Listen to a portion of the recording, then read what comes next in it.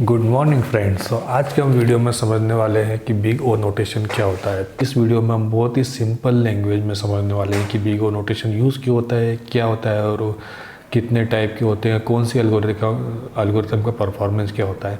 तो जब आप कोई भी कंप्यूटर साइंस में या फिर सॉफ्टवेयर इंजीनियरिंग में कोई भी प्रॉब्लम सॉल्व करते हैं, एल्गोरिथम बनाते हैं, डेटा स्ट्रक्चर यूज़ करते हैं और उसका जब उसकी स्केलेबिलिटी के बारे में सोचते हो तो बिग ओ नोटेशन एक मैट्रिक्स है जो कि यूज़ होता है कि आपके परफॉर्मेंस मेजर करने के लिए कि जब ये एल्गोरिथम स्केलेबल हो है या नहीं है। जब स्केलेबल होगी, नंबर ऑफ़ इनपुट्स इसमें इंक्रीज़ होंगे तो इसका परफॉर्मेंस या इसमें कितने ऑपरेशंस होंगे, तो उसके लिए बिग ओ नोटेशन यूज़ होता है।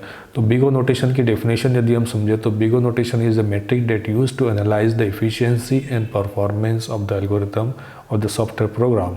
बिग ओ नोटेशन ये एनालाइज करने के लिए भी यूज़ होता है कि ये एल्गोरिथम या सॉफ्टवेयर आप चाहे कितना स्केलेबल है जब आपका इनपुट या फिर डेटा एक्सपांड होगा या फिर डेटा इंक्रीज़ होगा।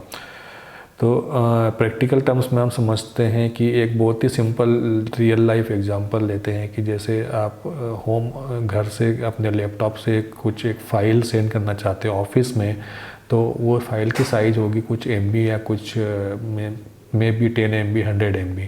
तो आप इजीली सर्वर पर अपलोड कर पाएंगे और उसमें जो टाइम अपलोड करने का जो टाइम होता है वो फ्यू सेकंड्स होगा।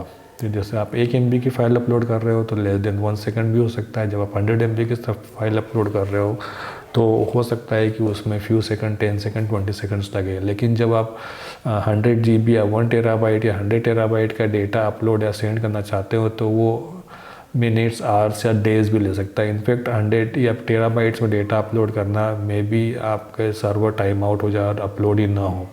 तो इसमें क्या हो रहा है कि जो अपलोड करने के जो स्टेप्स एग्जीक्यूट हो रहे हैं या फिर जो टाइम लग रहा है वो लीनियरली फाइल साइज़ के अकॉर्डिंगली इंक्रीज हो रहा है। तो इसको हम बोलते हैं बिग ओ एन, मीन्स जो इसकी टाइम कॉम्प्लेक्सिटी हो it is proportional to the input size या इनपुट डेटा। अब इसी को आप एक सिंपल अदर एग्जांपल लेते हैं, जैसे कि आप फिज़िकली कोई फाइल डिलीवर कर रहे हो अपने घर से ऑफिस में, तो उसमें कांस्टेंट टाइम लग रहा है। नो मैटर आप 100 टेराबाइट का की हार्ड ड्राइव में डेटा लेके ऑफिस में डिलीवर कर रहे हो या फिर वो 100 MB की या फिर 100 GB की, तो आपका डेटा रियली में बहुत लार्ज है। आपके पास कुछ वीडियो एडिटिंग पे काम कर रहे हो और उसमें टेराबाइट्स का साइज़ है, तो ऑब्वियसली आप उसको सर्वर पे अपलोड करने few days, whole day wait करने के बजाय आप घर से ऑफिस में मोटर बाइक से, अपनी बाइक से डिलीवर करना पसंद करोगे। तो नो मैटर यहाँ पर आप फिज़िकल डिलीवरी दे रहे हो तो आपको कांस्टेंट टाइम लग रहा है। इसको बोलते हैं big O1, means order of 1। सो इन दोनों में डिफरेंस ये है कि जब आप कोई एल्गोरिथम या फिर कोई भी सॉफ्टवेयर आपका कांस्टेंट टाइम उसका it does not increase with the input, then it is called as a order of 1। एक और एग्जांपल लेते हैं बिग O1 कांस्टेंट ऑर्डर का। जैसे कि आपने एक अरे लिया और जब आपको प्रिंट करना है, इसमें सिर्फ एक पर्टिकुलर इंडेक्स का डेटा प्रिंट करना है, तो नो मैटर कि आपका अरे कितने साइज़ का है, कितना बड़ा है, आपको एक पर्टिकुलर इंडेक्स का एलिमेंट ही प्रिंट करना है। तो इस पर्टिकुलर प्रोग्राम को एग्जीक्यूट करने में कांस्टेंट इसकी जो टाइम कॉम्प्लेक्सिटी है वो कांस्टेंट है। It does not increase very change with the based on the size of the input, because यहाँ पर आप देख सकते हैं कि print element is printing element of one specific index of the अरे। सो यहाँ पर नंबर ऑफ़ इनपुट्स पे इसकी डिपेंडेंसी नहीं है, नंबर ऑफ़ स्टेप्स जो एग्जीक्यूट हो रहे हैं वो कांस्टेंट है। बिग O(n) का एग्जांपल लेते हैं यहाँ पर। तो बिग O(n) क्या होता है कि n नंबर ऑफ़ इनपुट्स हैं और ये नंबर ऑफ़ इनपुट्स जब इंक्रीज़ होंगे तो number of steps execution steps कितने एग्जीक्यूट होगी वो लीनियरली इंक्रीज़ होगी। सो यहाँ पर जैसे आपके 1 है तो 1 के प्रोपोर्शन में इंक्रीज़ होगी, 100 है 100 के प्रोपोर्शन में स्टेप्स एग्जीक्यूट होगी। दूसरा एग्जांपल हम दे सकते हैं बिग O(n) का जो एग्जांपल है, जैसे कि हमको एक अरे दिया है इस कोर्स का और उस अरे डेटा स्ट्रक्चर में जो एलिमेंट रिप्रेजेंट सम नंबर और नंबर जब उस नंबर में से हमको हाईएस्ट नंबर निकालना हो तो कोई भी बाइनरी सर्च या फिर इस टाइप से कोई भी शॉर्ट एल्गोरिथम यूज़ करने की बजाय हम सिंपलेस्ट अप्रोच यूज़ करते हैं। मान लो कि हर एलिमेंट को स्कैन करेंगे और हाईएस्ट नंबर निकाल के हम उसको प्रिंट करेंगे। तो इसका जो टाइम कॉम्प्लेक्सिटी है बिग ओ एन है, बिकॉज यहाँ पर टेक्निकली एवरी एलिमेंट को स्कैन करके रीड करके हाईएस्ट नंबर से कंपेयर करा के उसको स्वैप करके एंड देन उसको रिटर्न करवाते हैं। बिग ओ एन स्क्वायर जो होता है वो एन, उसमें क्या होता है कि जब नंबर ऑफ इनपुट्स इंक्रीज होते हैं एग्जीक्यूशन स्टेप्स उसके एन टाइम्स इंक्रीज होती है। इट इज़ अनलाइक लीनियर, यहाँ पे क्वाड्रपल वे में इंक्रीज हो रही है। बिग ओ एन स्क्वायर की जो एग्जांपल है, जैसे कि आपने एक लूप लिया नंबर्स और यहाँ पे नंबर है 3 2 1 2 और इस टाइप से आप प्रिंट करना चाह रहे हो ईच पेयर, हर पेयर को प्रिंट करना चाह रहे हो और पेयर का सम निकालना है। तो इस पर्टिकुलर एग्जांपल में क्या होगा कि पहले एक लूप चलेगा, फिर उसके अंदर लूप के अंदर एक और लूप होगा और फॉर ईच एलिमेंट वो लूप रन होगा। तो यहाँ पर देख सकते हो फर्स्ट, जब आप first loop for i equal to 0 and i is less than number dot length and i plus plus, second loop every element के लिए वो पूरा अरे को फिर से स्कैन कर रहा है। जब ये नंबर ऑफ स्टेप्स यहाँ पर एग्जीक्यूट हो रही है वो n इंटू एन टाइम्स हो रही है। तो अरे की साइज है n, लेकिन एग्जीक्यूशन हो गया n into n, n square. So इसका जो टाइम कॉम्प्लेक्सिटी हुई वो order of n square, big O N square है। तो अब यहाँ पे ग्राफ पे देख सकते हैं कि इस ग्राफ में जो इसके नंबर ऑफ स्टेप्स है वो एक्सपोनेंशियली इंक्रीज हो रही है as the number of steps increase. और नेक्स्ट टाइप ऑफ कॉम्प्लेक्सिटी जब big O n is the big O log n, so ये better than O N square और ओ एन से होती है। सो इसमें जो टाइम कॉम्प्लेक्सिटी होती है it is less than the O N and O N square. तो इसका एक हम एग्जांपल लेते हैं, जैसे कि एक सॉर्टेड अरे दिया हुआ है इंक्रीजिंग ऑर्डर में, नंबर एलिमेंट है उसमें, और उस सॉर्टेड अरे में हमको फाइंड आउट करना है कि कोई नंबर एग्जिस्ट करता है कि नहीं, given number exist in that array in sorted अरे और नॉट। तो उसके दो तरीके हो सकते हैं कि एक तो वर्स्ट परफॉर्मिंग, आप simplest don't use any binary search और the divide and conquer algorithm, simple उस नंबर को कंपेयर करते जाओ और जहाँ पर वो नंबर मिलता है उसको रिटर्न कर दो। तो उसका जो एग्जीक्यूशन होगा उसका वर्स्ट केस में जो टाइम कॉम्प्लेक्सिटी होगी वो ऑर्डर ऑफ n होगी, क्योंकि आपको जब तक वो नहीं मिलेगा तब तक आप उसको अरे को स्टार्टिंग से आखिरी तक स्कैन कर रहे हो, जब तक मिल जाए। तो वर्स्ट केस में क्या हो सकता है कि वो एलिमेंट लास्ट एलिमेंट हो, लेकिन यहाँ पर एक कंडीशन दी हुई है कि ये सॉर्टेड अरे है, सॉर्टेड इंक्रीजिंग ऑर्डर में या डिक्रीजिंग ऑर्डर में अरे है। तो उस केस में क्या कर सकते हो कि आप उसका एडवांटेज यूज सकते हो, बेटर लॉजिक एल्गोरिथम में बना सकते हो। वो बेटर लॉजिक ऐसा होगा कि उसको हम डिवाइड एंड कॉन्कर में यूज़ करेंगे। डिवाइड एंड कॉन्कर में इस टाइप से यूज़ करेंगे कि वो नंबर मान लो इसके मिड नंबर से कम है या ज़्यादा है, जब वो उससे ज़्यादा होगा तो आप फर्स्ट हाफ को ड्रॉप कर दोगे, सेकंड हाफ को कंसिडर करोगे।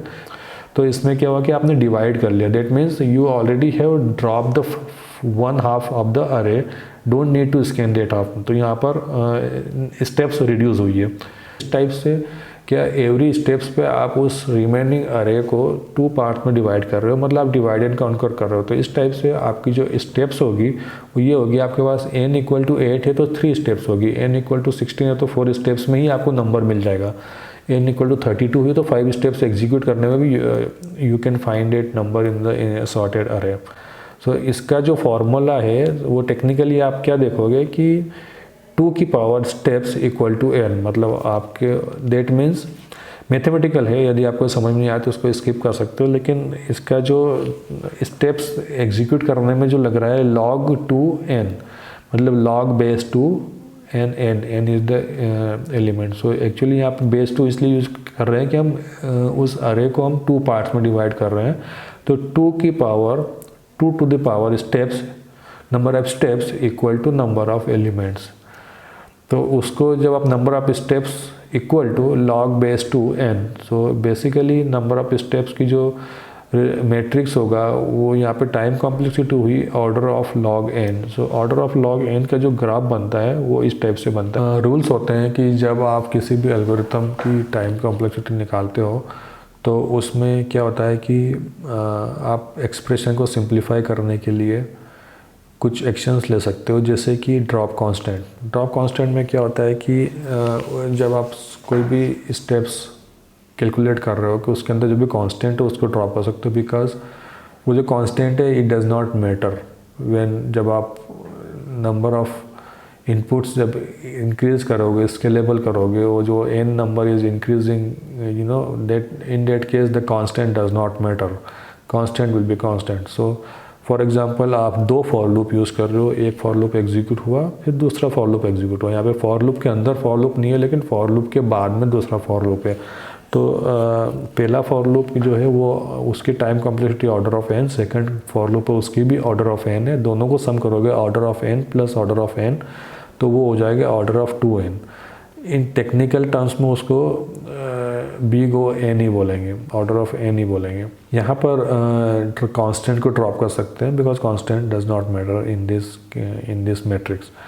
सेकंड ये है कि drop non dominant terms, non dominant complexity. जैसे कि आपके एक एल्गोरिथम है जिसमें कि एक part particular logic inside that algorithm is taking big O N square type complexity and another part is taking order of big O n complexity. So इसमें क्या होता है, जब आप दोनों में से जो नॉन डोमिनेंट टर्म है वो ओ एन है, because O N square is the dominating. So no matter आपका जो एज ए होल एल्गोरिथम जो कॉम्प्लेक्सिटी है वो ओ एन स्क्वायर के बेस पर होगी, तो इसलिए आप नॉन डोमिनेंट टर्म्स को ड्रॉप कर सकते हो। दूसरा एग्जांपल है जैसे कि आपने कुछ कांस्टेंट भी, कुछ part of algorithm constant time ले रहा है, कुछ part of algorithm big O N time complexity और कुछ पार्ट की बिग ओ एन स्क्वायर है, तो आप नॉन डोमिनेंट को सबको ड्रॉप कर दो, सिंप्लीफाई कर दो, ओ एन स्क्वायर है। अब यहाँ पे नोटिस करने की बात है कि आपकी कोई एल्गोरिथम है, कोई भी एल्गोरिथम जब आप बना रहे हो स्टेप्स एग्जीक्यूशन करने में, उसमें N square time completely steps लग रही है, एन की पावर 4 लग रही है, एन की पावर 3 कुछ भी हो, तो उसको बिग ओ एन स्क्वायर ही बोलेंगे। So there is no time complexity that says O n cube, O n की power 4, O n power 5, something like that. It all this are called O N square. अब और भी simplifying example में जब हम drop non dominant terms को समझते हैं, तो जैसे कि यहाँ पर एक एग्जांपल है जिसमें कि हम नंबर्स और नेम्स का अरे को प्रिंट कर रहे हैं। एक नंबर एक डिफरेंट अरे है, नेम्स इज डिफरेंट अरे, और दोनों में नंबर ऑफ एलिमेंट भी डिफरेंट है। एक में n नंबर ऑफ एलिमेंट्स है, एक में m नंबर ऑफ एलिमेंट्स है, और दोनों को 2 फॉर लूप एग्जीक्यूट हो रहे हैं, एक में नंबर प्रिंट कर रहे हैं, एक में नेम प्रिंट कर रहे हैं। तो यहाँ पर जो इसकी कॉम्प्लेक्सिटी है वो order of n means big O N and big O M एक है। तो यहाँ पर हम नॉन डोमिनेंट टर्म को ड्रॉप कर देंगे, तो सिंपल टर्म में हम बोल सकते हैं कि इसकी कॉम्प्लेक्सिटी है बिग ओ एन। तो how to measure big O N, जब आप कोई भी एल्गोरिथम को देखते हैं तो उसमें क्या होता है कि जो स्टेप्स एग्जीक्यूशन है does not depend on the size of input data, तो उसमें बोल सकते हो कि उसका जो टाइम कॉम्प्लेक्सिटी है वो big O 1 constant time complexity है। जब किसी में एक एल्गोरिथम यूज़ कर रहे हो, एल्गोरिथम में लूप है और लूप के अंदर अनदर लूप है, देन उसको नेस्टेड लूप में हम बोल सकते हैं big O N square. Single loop ही एग्जीक्यूट हो रहा है, मल्टीपल सिंगल लूप एक के बाद एक लूप हो रहे हैं, लेकिन there is no nested loop, so उसको बिग ओ एन बोलेंगे। डिवाइड एंड कॉन्कर का मतलब ये है कि जब आप इनपुट को बाइनरी नंबर्स मतलब हाफ पार्ट्स में डिवाइड कर रहे हो, या फिर कुछ पार्ट्स में डिवाइड करके एक पर्टिकुलर पार्ट्स को ड्रॉप करके नेक्स्ट कंसिडर करने के लिए रिमेनिंग पार्ट्स को यूज़ कर रहे हो, that means you are dividing the input and then dropping out the whole chunk of the other part of the input. In that case definitely the complexity is going to be less than big O n, because worst आप anyway you are significant amount of input को already drop कर रहे हो, because you already have taken you have already concluded that कि उस particular part में तो उसको कंसिडर स्टेप्स एग्जीक्यूट करने की ज़रूरत नहीं है, तो उसको लॉग एन उसकी जो कॉम्प्लेक्सिटी होगी वो लॉग एन होगी। तो multiple logic inside the algorithm जब होंगे तो कांस्टेंट ड्रॉप करना है, नॉन डोमिनेंट टर्म्स को ड्रॉप करना है, तो इस तरीके से आप एग्जीक्यूशन स्टेप्स को मेजर कर सकते हो। आई होप कि आपको ये बिग ओ नोटेशंस के बारे में आज समझ में आया हुआ। तो इसमें हमने सिंपल समझा कि बिग ओ नोटेशंस क्यों यूज़ होता है और कितने टाइप के बिग ओ नोटेशन हो। इसी टाइप से मैं कुछ और videos data structure and algorithm के बारे में इस चैनल पर अपलोड करता रहूँगा। आपको यदि ये वीडियो पसंद आया तो आप प्लीज़ इसको लाइक और सब्सक्राइब जरूर करना। Thank you.